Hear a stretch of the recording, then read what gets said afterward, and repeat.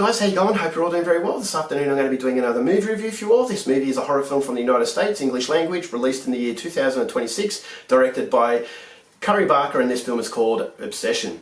So Obsession is about a man nicknamed Bear. Bear has a crush on his best friend that he's known for years. He keeps his feelings to himself and they're really bottled up and they're becoming bothersome. So his other friends have noticed this and tell him that he really needs to jump and take a risk and tell her how he feels, but he's very, very skeptical about this. So one afternoon he goes into this shop, he comes across this novelty charm. Now this novelty charm is called One Wish Willow. So the idea is you have a bar, you make a wish, you break it in half and this is going to come true. So he doesn't really believe in this, but he takes it anyway because, you know, it's kind of fun, and he keeps it in his pocket. So one evening they're at a party and this is where he decides he's going to make his feelings known to her finally. So he takes her home, he's driving her home to her house, and when they get there, at the last minute he chickens out. So as she's walking to the door, he thinks, alright, I'm going to use this One Wish Willow. It's not going to work, but I have nothing to lose. So his wish is that she's going to love him more than anything else in this world. So he breaks it in half, and this is where his nightmare begins, because what he wished for is going to be something far more terrifying than he could ever have imagined. So what happens at that point on? Something you're going to have to find out for yourself, because that's as far as I'm going with my synopsis.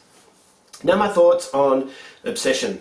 I come into this movie with a lot of excitement but a lot of skepticism as well. Excitement through the fact that I really like Curry Barker. He's very young, so he has a lot to learn to come into the future, but he made a movie called Milk and Cereal on YouTube that I really liked. I thought the first half was great, second half wasn't so great, but as far as a little movie on YouTube, it was very, very impressive. So that was the reason why I was excited to come into a much bigger budget film, and a film that has been widely recognised. Now, to say that this film has been hyped is an understatement. Everybody is talking about this movie. It has an unbelievable score on IMDb. A lot of my friends and my co-workers told me that I have to go and see this film. And so that's what created the skepticism. That's what made me a little bit worried, because was I going to set it on such a high pedestal, and if it wasn't met, was I going to trick myself into thinking that was a bad film? So I've gone through that thought process numerous times on other movies that have been hyped, and unfortunately the curse of being overhyped, I thought, was this going to be Obsession's problem? So having my fingers crossed that it wasn't, I finally got the opportunity to watch Obsession, and I can thankfully say that this is one of the rare occasions where it really meets the hype. This movie absolutely blew me away. I wasn't expecting how terrifying this film would be. Now, is it the best horror film of the last 20 years? As far as mainstream Hollywood is concerned, yes it is. You know, more seasoned horror directors can't do what Curry Barker did in Obsession. Is it as good as the foreign horror films of the last 20 years? Not quite.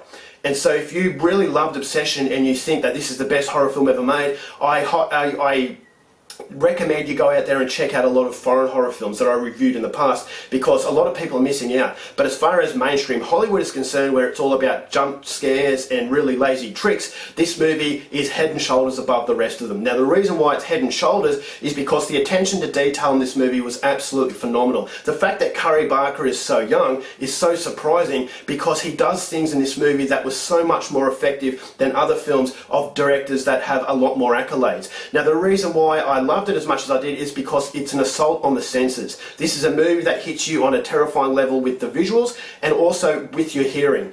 The sound effects in this movie were equally as terrifying. So it combines itself and it makes an invisible monster. And that invisible monster had me on the edge of my seat watching as to what was going to happen next. So the atmosphere through the visuals was absolutely phenomenal. This is a very dark film, and it has that darkness from start to finish, and it only escalates in a way that you feel as though things are well out of control and you don't want to watch the end result, but you can't help but watch because Curry Barker is forcing you to, because he's captured you. It feels like you've been put onto that seat against your will, and there's an invisible presence prying your eyes open and seeing the horrible, horrible things that are about to transpire. So all of this wouldn't be possible without an absolutely phenomenal script. Now this is really, really well written. The characters are larger than life. I thought there was some humorous elements thrown in there, but the humour was a lot more of a nervous quality, that you're laughing at things that are terrifying, but your natural reaction is to laugh it off, to try and alleviate the pressure. But the pressure is so high in this movie that I just thought to myself, you can only laugh so much before you start to realise, alright, I'm well out of my comfort zone. So that wouldn't have been possible without the phenomenal performances of the main character and also Indy Navarrete, who played the Crush.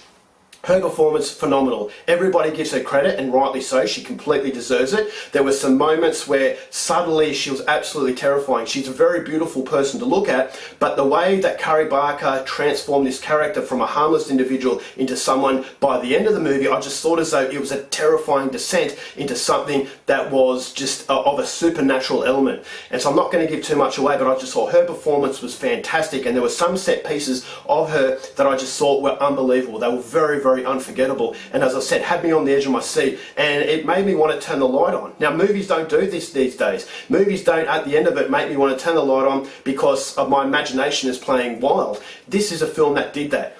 And so it's been so long since a movie has achieved this, and Carrie Barker, you know, congratulations, you have actually achieved that in making a grown man want to sleep with the light on, because it's just so unnerving. So not only is her character great, the main character's performance is equally as fantastic. Now, he doesn't get the accolades because he is definitely the person who bounces off India Navaretti's performance. His reactions to certain things, again, that nervous laughter starts to come out of you, but you know you're really feeling for his situation, because what he's wished for is having dire consequences, but it's too late. He has to try and solve this, but you're never quite sure how he's going to do it. And as the situation, the behaviour becomes increasingly bizarre, I just thought to myself, all right, this is not going to end well, and what's in store? So as I said, it's a very uncomfortable watch. You don't necessarily want to be watching this sort of thing, but I just thought as though the hypnotic quality that Carrie Barker has, I just thought was fantastic. There were some set pieces that were unforgettable.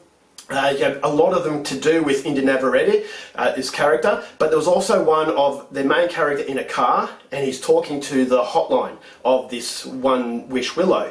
He's talking to this person, and at the start it just feels like an everyday conversation, but then at the end of that conversation it is terrifying. But again, it's so subtle. This movie doesn't have cheap jump scares, which is something that I loved.